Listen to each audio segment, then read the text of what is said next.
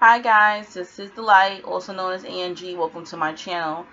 And today I want to touch base on narcissists when it comes to death and sickness.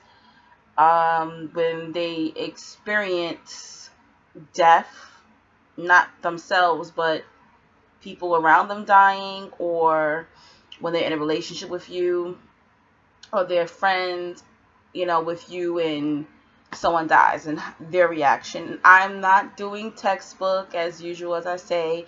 I'm only going to give you stories of my experiences that I've dealt with when it came to narcissists and death and sickness, basically, with me. Um, my mother, I'll start with my mother and my stepfather. So my mother divorced my stepfather when I was like 12 or 13 years old, and um, he was a narcissist. I would, to me, to me he was overt. He was overt. Um, or maybe he could have been a sociopath. I'm not really sure. I'm thinking he's more of a sociopath. But if I could say he's narcissistic, it would definitely be overt. But he showed overt and covert characteristics at times. But to me, at home, he was overt. Anyway, my mother got diagnosed with cancer, I'm going to say when I was about 15. And he still was in contact with me. I still had this connection to him. I still felt close to him because he raised me up until I was 12 years old. And my mom, she was codependent. Even though all the things that he had done to her, he had done to me, she still allowed him to have somewhat of a, relationship with me. He actually moved out of New York. He moved to North Carolina. And there were times where I would go visit him, and his wife, who was his mistress when he was with my mom, married to my mother, he ended up marrying her. And it's really crazy because she ended up being narcissistic. And when I would go visit, you know, he would treat me a certain way and the wife would treat me a certain way. But anyway, that's off topic.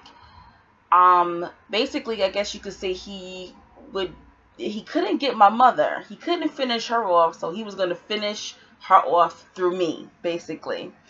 Anyway, so when I was 15 years old, at this time, I think I just kind of stopped visiting him because it was just too much of a back and forth type of relationship. Is when I started to like get older and be like, he's not treating me like how a father is supposed to treat me. He's allowing his wife to basically verbally abuse me. So I stopped visiting, but he was still getting to me through phone calls. And I remember having a conversation with him, and he said to me, "Have you ever thought about suicide?" And I mean, even at 15, 16 years old, I'm like, what? In your head, I'm going, what the hell? What does this guy mean? And he asked me, he was like, because you know what? If I were you, I would have thought of suicide a long time ago. And this is how demonic narcissistic people are. He basically told me, you should kill yourself. If I was you, I would have been killed myself. How could you say that to your daughter? So when you start to hear things like this, that's not normal. No loving friend, family member, lover, father, mother, whoever is going to say that to someone who they cherish, who they love, and who they're trying to console and be there for. So I don't think I didn't tell anybody. I didn't tell my mom, I didn't tell friends, but in the back of my head I was just like, that wasn't right. why would he even mention that? And I wasn't suicidal at all, even though I was going through a lot of emotional heaviness at the time, dealing with my mother going through chemo, going through radiation, me having to leave school some days to go with her to appointments. I wasn't thinking about that. I was just surviving by God's grace. Anyway, that was something really crazy he said to me. Another crazy thing he did say to me was, well, tell me, how does it feel to watch your mother expire right in front of your face? And I keep laughing because I sometimes I cannot believe, like, I survived this shit. Like, people actually placed negative seeds in me to take me out, and I'm still here. And I didn't just have one or two narcissists in my life. I had multiple. I mean, I just still can't believe the survival is. That's how to me, I feel there is a God. But anyway, so he said, how does it feel to watch your mother expire? And I've never heard that word before. I've never heard it. I heard people say passing away, or,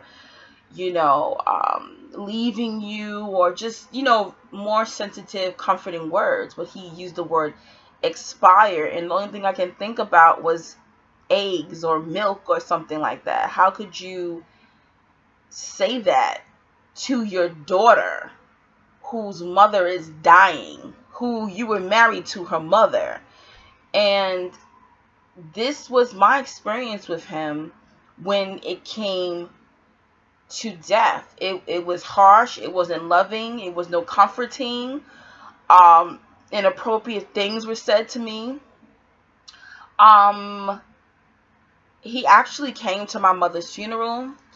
I was shocked that he and other family members, he actually carried my mother's casket out. I was the one that spoke at my mother's funeral on the family's behalf. I did like a speech at my mother's funeral, and I asked him to come up with me because I didn't know if I was going to faint. You know what I'm saying? I didn't know how I was going to react while I was up there. I was strong, but I wasn't too sure. Excuse me. And, excuse me. And he was like, no, I can't go up there with you. And I was like, you're going up there with me. And I pulled him up there. But back then, I didn't know what narcissism was. All the cheating, the beating, excuse me, all these different things that he did to my mother. I even confronted him about that. And of course, just like the narcissist, he never apologized for it. I remember asking him, was my mom a good wife? What was it? Why didn't you love her? And he never answered. He's never apologized for anything. But when I think back to it, he was never comforting throughout the whole ordeal, the whole time that my mother was dying. You know what I'm saying? Was never really affectionate. His hugs were always like, a lot of them do that. They're not affectionate. To me, I've never been around an affectionate narcissist as far as like hugs and kisses. I've never I've never had that. And even when they do hug you or kiss you, it doesn't even feel right to me. And that it doesn't feel genuine. It doesn't feel loving. So that was the first time I ever had this coldness of dealing with a narcissist, and not even knowing what the hell a narcissist was back then, but I knew in my spirit that something was off. And my mom died. I'm 33 now, but at the time that my mother died, I was 23, and I was in a I thought was a relationship, a on and off 6-year relationship with a narcissist, a covert narcissist. And he was a listening ear throughout the whole time when I would call him and say to him, oh, this is what my mom is going through. She's going through chemo, radiation. I have to be there for her. She's throwing up. She's this, she's that. I was just always talking to him. I remember he never really responded. And that's what a lot. You got to pay attention to that. Those people who, they just kind of just sit on the phone with you. Or they just kind of look at you like, but they never actually give you no feedback. That's, to me, is not really a friend, basically. You need some type of feedback. You don't even know if they're really listening to you. You could be tuned out to space. You don't know what they're doing. They're actually just watching you, and they're observing you, and they're loving every freaking second of you venting to them because it makes them feel better about themselves, basically. They're eating that shit up. They're loving it. A narcissist loves when you're talking about how sad you are, how miserable you are, and you're going through this, you're going through that. And I mean, you ever been around those narcissists? Like the first thing, oh, so what's going on in your life? What's up with you? What's going on? Tell me, talk to me. And now because of that, I'm very limited. How are you? I'm blessed. That's what I say. I'm blessed. I'm well. How are you? Throw it right back onto them. If you know that you're talking to a narcissist, or you're developing a friendship with somebody, a relationship with someone, you don't have to give so much of yourself right away. But anyway, back to this narcissist, covert narcissist I was dating at the time. To this day, I'm very ashamed of that relationship. I mean, but to me, it only made me stronger. So he was that quiet type of covert narcissist that listened. And when my mother died, I suddenly couldn't find him.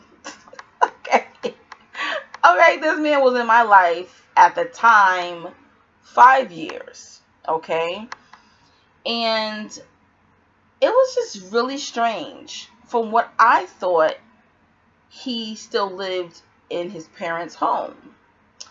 But it was so funny how I couldn't find him. I was calling his cell phone. I'm emailing him. Back then we used AOL. I was like messaging him on AOL and he wasn't responding. Like I wanted to tell him my mother died. And this is like New Year's Eve, 2006 going to 2007. And my mother passed away on New Year's Eve. And I'm calling him, and this is supposed to be my boyfriend, okay? And I'm calling him and could not get to him. And I believe that year, New Year's Eve was on a Sunday. It fell on a Sunday. And do you know that I could not contact him? So you know what I did? I looked up his parents' number, okay? Online somewhere. I knew his parents' name, of course. So I looked up his parents' home number and I called. And oh yeah, I was a secret girlfriend as well, you know. Anyway, so I called and his father picked up. His father was a pastor. I think his mom was a narcissist and his dad was the codependent. I can kind of pick that up from the phone conversation. And his dad picked up. And his dad, you know, said, hello, how are you? And who's this? So I told him who I was. He said, you know what, hold on. Let me put my wife on the phone. Maybe she can help you. And she got on the phone and she was just like, hi. And I said, well, I asked for her son. I'm not going to say his name on camera. I asked for her son. And she said, well, he's not here. Who is this? Like, I mean, she gave me this complete, total attitude. And she was just like, who is this? How do you know my son? And I said to her, I said, I just made up a lie. At the time, he lived in Jersey. I lived in New York, which was like maybe like an hour train ride away from each other, or hour drive or something like that. So she said, well, I never heard of you. And what's so important that you need to speak to my son? And I said, my mother's dead. And then she changed her whole attitude. And that's some narcissist that's so freaking fake. She's like, oh my God, I'm so sorry. I still don't understand though. How do you know my son? And oh my goodness, I'm so sorry. My regards. And you know what? I'll pray for you, because keep in mind, she's supposed to be first lady of a church. And I said, okay, just let him know. That was on a Monday. I still didn't speak to this freaking narcissist. Tuesday morning, I catch him at his job phone. And I call and I say, hello, what's up? Did you hear about my mother? He said, yeah, I heard. And I'm like on the phone. At this time I had like friends in the house, like when people die, people come over, bring food, comfort you, whatever. And he said, yeah, I heard. And I said, wait a minute. You're supposed to be my boyfriend. You've been in my life all these years. My mother died on Sunday, and you're calling, and I'm speaking to you on a Tuesday, and I had to call you. Why would you do that? And he just simply said, I don't know. I don't know what to say. I mean, that was the end. That was the end for me. Honestly, I just couldn't. I couldn't believe it. I did not know what a narcissist was. I did not know what the hell was wrong with him. I was like, this person he's crazy. He's really crazy. So can you imagine being in love with someone and dating them for 5 years? They keep you a secret. You're doing all these things with them, and then your mother dies and you can't find him. Then you find out he don't even really live where he said he was living. This guy was living a total double life the entire time. I'm telling you, I think God didn't end up with AIDS or an STD within those 5 or 6 years. That's why I say I know there's a God. I'm sorry. It was amazing, and I didn't get pregnant. Thank you, God. But he totally abandoned me. Thank God I had friends. I had tons of friends at the time. A couple of family members. My mother was married, so her in-laws were there and stuff like that. That actually got me through the funeral portion of it. But it was over from there. That was just unforgivable. That was it. That was the last. We did break apart, and I ended up seeing him like a year later after my mom had died. But it was already over. The mask was already had fallen, and that relationship was over. And another experience I had was just 2 years ago with the narcissistic best friend that I had, the gay best friend.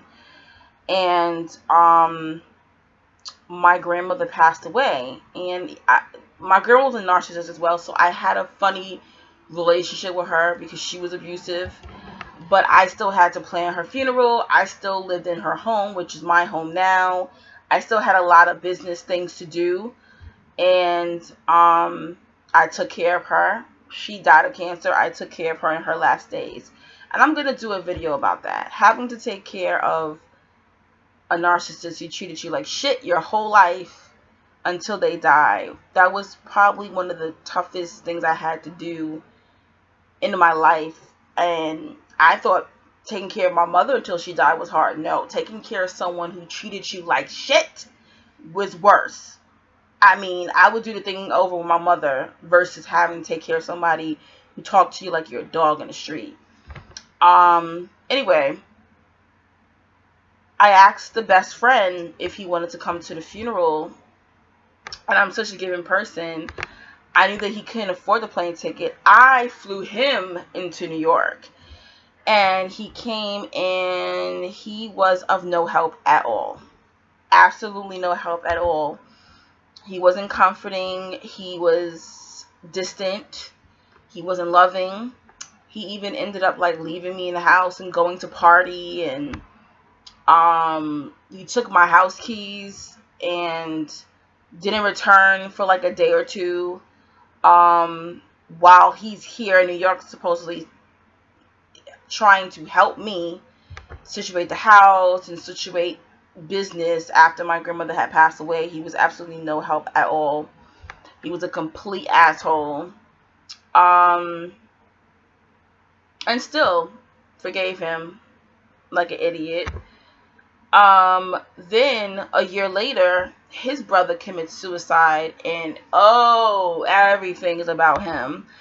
Calling me nonstop, crying, oh, I need your help. Oh, what do you think about this? My brother, that, this, and that. Like, going completely insane and needing me to support him. But just a year prior to that, I needed him, and he wasn't there for me at all. They don't care. They can't feel for anyone but themselves. You could be shot, and they will look at you and be like, oh, brush it off. You're just bleeding a little bit. You'll live. That is their reaction to death and to sickness.